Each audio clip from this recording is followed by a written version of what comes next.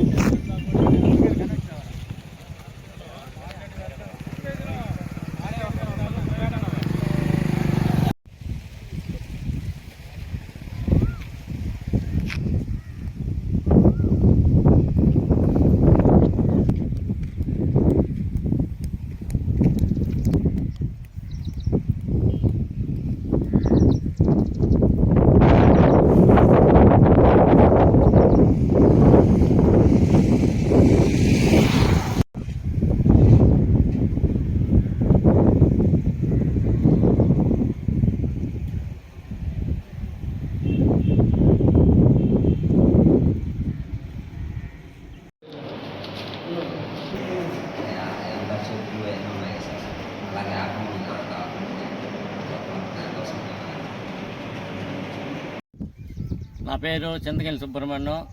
నేను BJP senior నాయకుడిని.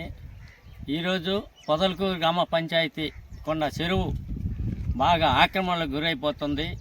చుట్టుపక్కల ఉన్నటువంటి వాళ్ళు మట్టి చెదారం ఇల్లులో తోసేసుకుని రాయి రప్ప మొత్తం ఇక్కడ దోచేసి ఆక్యుపై చేస్తున్నారు. గ్రామ పంచాయతీ అధికారులు పాలక వర్గం దీనిని గమనించి ఇటువంటి చర్యలు పాల్పడకుండా మీరు చర్యలు తీసుకోవాలని చెప్పి మేము భారతీయ జనతా పార్టీ తరఫున డిమాండ్ చేస్తున్నాము. ఈ యొక్క ఆక్యుపైని కూడా నిలిపివేసి ఇక్కడ చెత్త చెదారం లేకుండా చేసి ఇక్కడ ఒక దఫా చెత్త పోసేసి ఒక దఫా మట్టి పోసేసి దాన్ని సదరం చేసి ఒక రూమ్ కట్టుకొని ఒక ఇల్లు కట్టుకొని ఈ విధంగా ఆక్యుపై అయిపోతుంది. రాబోయే రోజుల్లో పొదలకూరు చెరువు పూర్తిగా ఆక్యుపైకి అయిపోతుంది. చెరువు అనేది లేకుండా పోతుంది. చెరువు అనేది లేకపోతే వర్షాకాలంలో ఆ చెరువు అనేది లేకపోతే నీళ్లు ఉండవు. ఆ చెరువులో నీళ్లు లేకపోతే పొదలకూరు పంచాయతీలో కూడా తాగేదానికి నీళ్లు దొరకవు. ఈ చెరువులో ఉంటేనే నీళ్లు ఆ బోరింగ్లో కానీ ఎక్కడైనా కానీ అది నీళ్లు వచ్చి ఆ నీళ్లు మనకు ఆధారంగా ఉంటాయి. కాబట్టి పొదలకూరు ప్రజలు బాగుపడాలంటే ఆరోగ్యంగా ఉండాలంటే ఈ యొక్క వ్యర్థ పదార్థాలు ఇక్కడ లేకుండా ఈ హాస్పిటల్లో తీసుకొచ్చేటువంటి ఇక్కడ వేయకుండా ఈ మట్టి తోలకుండా చేయాలని చెప్పి మేము భారతీయ జనతా పార్టీ తరఫున ప్రభుత్వ అధికారుల్ని పంచాయతీ పాలక వర్గాన్ని మేము కోరుతున్నాము. ఇటీవల కూడా కొంత మట్టి తోలటం జరిగింది. అది కూడా ఇటువంటి అక్కడ గుంటలు తవ్వి బాయిలు అయినట్టున్నాయి. బరువులు నీళ్లు తాగేదానికి పోయినా అక్కడ దిగబడిపోతాయి. చెరువులో ప్రైవేటు ఆసుపత్రులు ఇక్కడ ఉన్నటువంటి వ్యర్థాలు కూడా తీసుకొచ్చి ఇక్కడ పోస్తున్నారు.